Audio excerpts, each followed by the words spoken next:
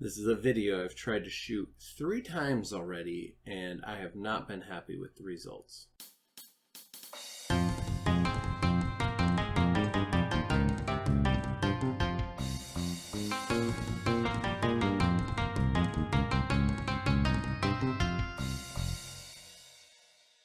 Hello and welcome to Assorted Meeples. I'm Phillip, the Meeple on duty, and today I'm talking about the perceived value of games.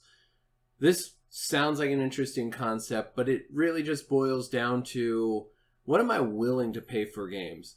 Now, if I've done everything right, there will be a video link up in this corner, I do believe it is, that shows you what I look for in a game. When I go looking for a new game or when I see new games, what I go and look for. That's not what I'm talking about. Today, I'm talking about how I go about pricing out a game. When I see a game like, yes, I want that, how do I price that? How do I judge whether I want to do that? Well, first off is I balance it against an experience. With a board game, I'm going to get multiple experiences, but will the investment equal what I'm getting out of it? Now, the first thing is when I balance it against an experience, if it's a kid's game or something I'm going to play with my kids, I'm balancing that against the fact that going out to dinner, going out to a movie, anything like that, a show, whatever, with our kids as a family, that's 6 of us in the family unit, and even going to a cheap theater, that still gets expensive. Or dinner will top 100 pretty much every time with the 6 of us anymore. So when I'm buying games, I'm judging it against that. And then for like me and my wife for an adult game, I look at it like, again, even just me and my wife, because we're both really good cooks, we are going to go out to a nicer restaurant that we're going to spend more than likely $100 for an evening together. And that's usually when we go out, we have a show or something like that we're going to. So there's those tickets as well and the drive there and all that jazz. So when I price games, that's where I'm looking first.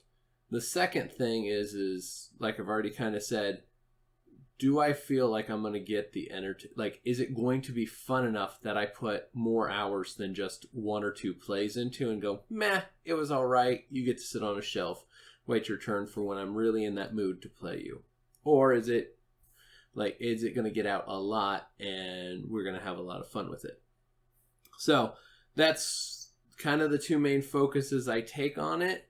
And now for that actual scale of how I look at buying games, the first level entry that I'm going to buy a game when I go to buy a game is I will play somebody else's copy. I am perfectly willing to let you buy that game because while it looks interesting, I'm not paying what they're asking for it. Probably never going to pick it up on my own, but it looks interesting and I want to try it. And there are a lot of games that fall into that category. So there's nothing wrong with that category. It's just I have limited resources, so playing other people's copies is a completely valid way to go. I do not have to have every game that we play.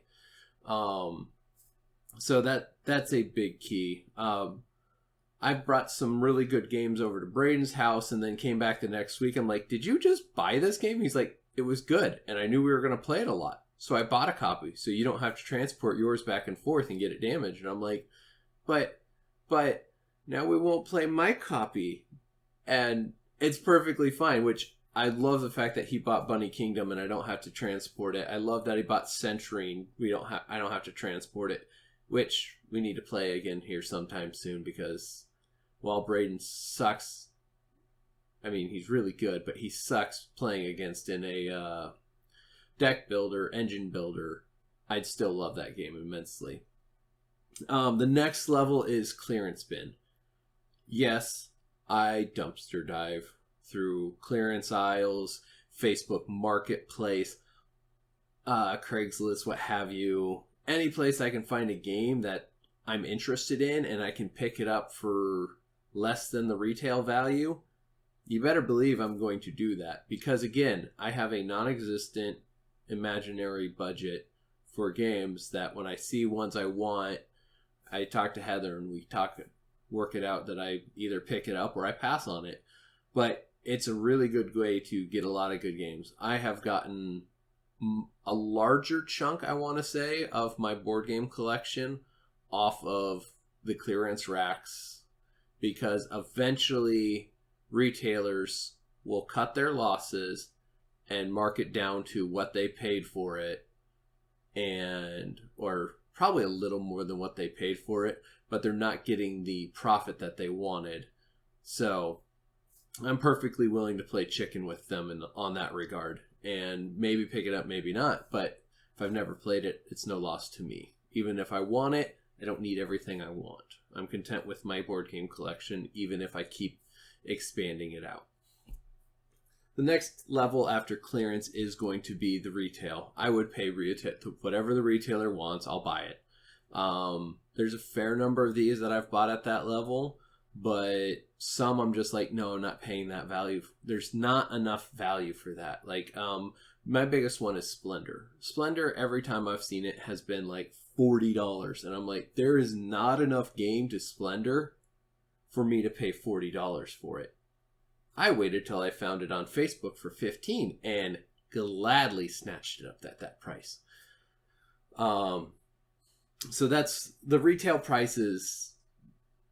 It's good, and I'm very interested in the game, and I'm willing to pay the price to see if it is that good of a game. And next level that we go up to is Kickstarter. Now, Kickstarter, they're like, yeah, you get more stuff, and you get it cheaper than retail. For the most part, that's true. Sometimes it's not. And I don't like a lot of the Kickstarter bundle deals where they're like, oh, if you get all this, you get it. And I'm like, but I don't want card sleeves. I don't want custom cheap ass card sleeves. I'm sorry. It's just not fun for me. That's a side tangent. I'm sorry.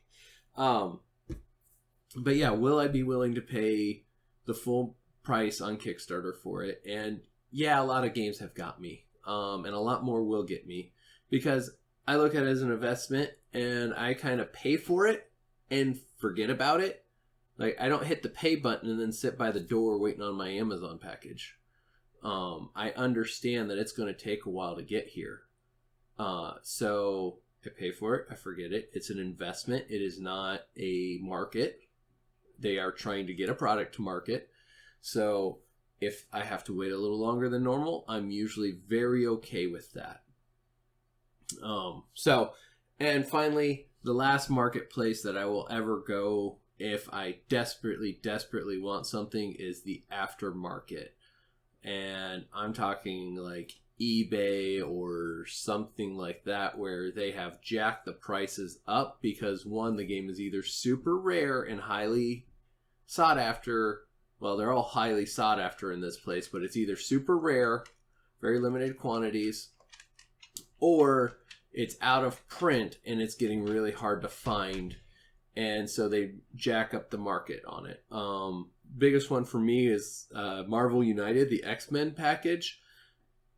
The all-in for just that was $300. But now when I try and find it on retail or Aftermarket, it's $600.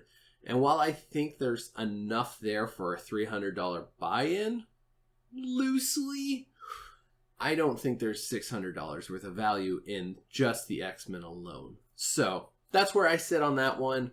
I got really lucky, and Quackalope sold me his copy of X-Men United, the first season, for the buy-in price, which I was very fortunate on. And thank you very much, Quackalope, if you ever watch this video. So that is how I check out my games and judge whether I want to pay for them. Those are kind of the levels that I look at. And if you guys do something similar, go ahead and hit me down in the comments down below. Hit that like and subscribe button, and we will see you guys next time. All right. Bye. If you like what you just saw, please support us by hitting that like button and subscribing to our channel for more great gaming content.